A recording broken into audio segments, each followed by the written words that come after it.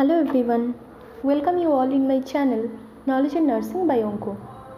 In previous topic we will discuss about vital sign. The first topic was temperature. In this topic we will discuss about the pulse, the second part of vital signs. So let's start. At first, what is pulse? Pulse is also called as heart rate. It is the number of times the heart rate beats in 1 minute. 1 মিনিটে heart কতবার bit করছে সেই যে কাউন্টটা সেটাকে বলা হচ্ছে pulse rate বা heart rate. Pulse is the palpable bounding blood flow field on blood vessels due to concentration of left ventricle.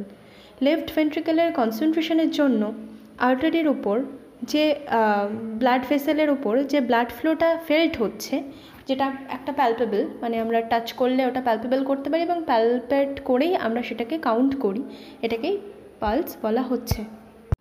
এরপর আছে normal range, normal pulse range 60 to 100 beats per minute. আমরা এটাকে বিটস পার মিনিটে count করি, কারণ এটাকে আমরা হার্ট রেট বিটস হয় যে কাউন্ট করে আমরা বিটস, তাই নর্মাল পালস রেঞ্জ তাহলে কত 60 to 100 বিটস পার মিনিট। এবার কিছু অ্যাবনর্মাল টার্ম আমরা জেনে নিই। ফার্স্টেই আছে ট্যাকিকার্ডিয়া। ট্যাকিকার্ডিয়া কি? যখন heart rate more than 100 beats per minute, 1 মিনিটে 100 বারের বেশি যখন হার্ট বিট করছে সেটাকে বলা হচ্ছে ট্যাকিকার্ডিয়া। আর একটা আছে term bradycardia. Heart rate less than 60 beats per minute, যখন 1 মিনিটে 60 বারের কম হার্ট রেট বিট করছে সেটাকে বলা হচ্ছে ব্র্যাডিকার্ডিয়া। এরপর আছে অ্যারিথমিয়া। অ্যারিথমিয়াটা কি? Irregular heart rate or rhythm. যখন হার্ট রেটের রেট এবং রিদম ইরেগুলার হচ্ছে সেটাকেই বলা হচ্ছে অ্যারিথমিয়া। এরপর দেখব পালসেশন সাইট।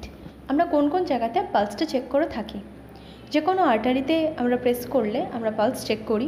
পালস চেক করার জন্য আমাদের পেশেন্টকে হঠাৎ করে যদি কেউ রেস্টলেস থাকে, পেশেন্ট হয়তো দৌড়ে আসলে এক্সারসাইজ করলো, তারপর স্বাভাবিকভাবে আমাদের পালসটা একটু বেশি থাকবে।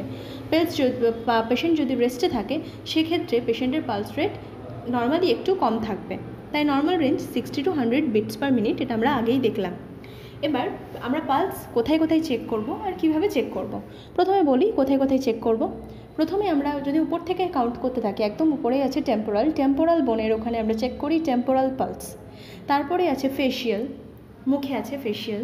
তারপরে আছে ক্যারোটিড, যেটা আমাদের যে কোনো সিভিয়ার পেশেন্টের ক্ষেত্রে, আনকনশিয়াস পেশেন্ট, কার্ডিয়াক অ্যারেস্ট, সিপিআরের ক্ষেত্রে, এই সমস্ত পেশেন্টদের ক্ষেত্রে আমরা ক্যারোটিড পালসই চেক করে থাকি।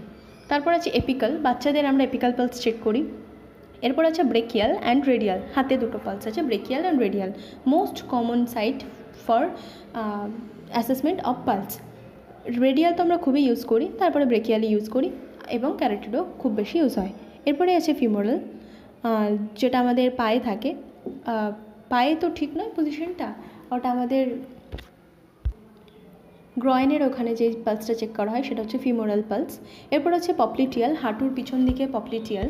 তারপরে আছে পস্টেরিয়র টিবিয়াল। এখানে দেখো ছবিতে পাশে মেনশনও করা আছে কোন জায়গাটায় আমরা কোনটা পাচ্ছি, শুধু এখানে দুটো বলা নেই, টেম্পোরাল অ্যান্ড ফেশিয়াল। আর পস্টেরিয়র টিবিয়াল যেটা আমরা পায়ে পাচ্ছি, একদম পায়ের পাতার ওখানে। আর ডরসালিস পেডিস, যেটাও আমরা পায়েই পাচ্ছি। এই দুটো পালস আমরা একদম পায়ে পাচ্ছি। আরও তাহলে আমাদের কমন সাইটগুলো আমরা জেনে নিলাম, মানে এই সাইটগুলোতে আমরা চেক করি। আর কমন সাইট হচ্ছে most common radial, brachial and carotid. এরপর আমরা কীভাবে চেক করব। যেহেতু আমাদের মোস্ট কমন বললাম রেডিয়াল বা ব্রেকিয়াল, রেডিয়ালটাই আমরা ধরি। পেশেন্ট আসবে, যদি হঠাৎ করে হেঁটে আসে তখনই আমরা চেক করব না। 50 to 30 মিনিটস আমরা পেশেন্টকে বসাবো, রিল্যাক্স করব।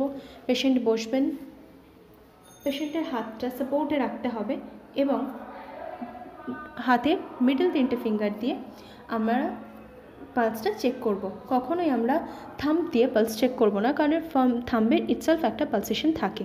So this are all about pulsation. I hope you all understand it and it will be helpful for you all. Thank you.